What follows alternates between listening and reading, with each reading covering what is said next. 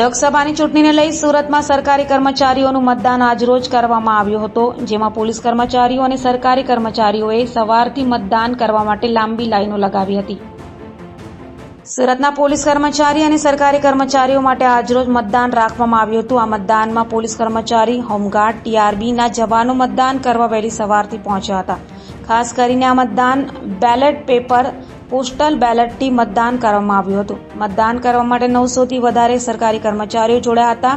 ત્યારે સવારના 9થી સાંજના 6 વાગ્યા સુધી મતદાનની અંદર મોટી સંખ્યામાં મતદાન કરવા માટે લોકોએ વહેલી સવારથી જ લાઈનો લગાવી હતી. અત્યારે સુરત પૂર્વનું અહીંયા મતદાન ચાલી રહ્યું છે પોસ્ટલ બેલેટ દ્વારા. ફેસિલિટેશન સેન્ટર છે આપણું આ. અહીંયા પોલીસ અને હોમગાર્ડનું વોટિંગ ચાલી રહ્યું છે. તમામ પોલિંગ સ્ટાફનું આપણે 2 ફેસિલિટેશન સેન્ટર કર્યા છે. ત્યાં આપણે મતદાન કરશું. લગભગ 2477 જેટલા લોકો આની અંદર મતદાન કરી શકશે અને સવારના 9 વાગ્યાથી ચાલ્યું છે અને આજે અને આવતીકાલે 2 દિવસ માટે આ વ્યવસ્થા રાખવામાં આવી છે. માહોલ છે કઈ રીતે મતદાતાઓ આવે છે? આપણે અહીંયા હોલમાં જ રાખ્યું છે, એટલે કમ્યુનિટી સેન્ટરમાં એમને એવી રીતના સ્લોટમાં જ આવે છે એ લોકો, એટલે ઓછામાં ઓછા લોકો આવી શકે એના માટે અને સાથે જ બધાનું મતદાન થઈ શકે આપણે સ્લોટ વાઇઝ રાખ્યા છે.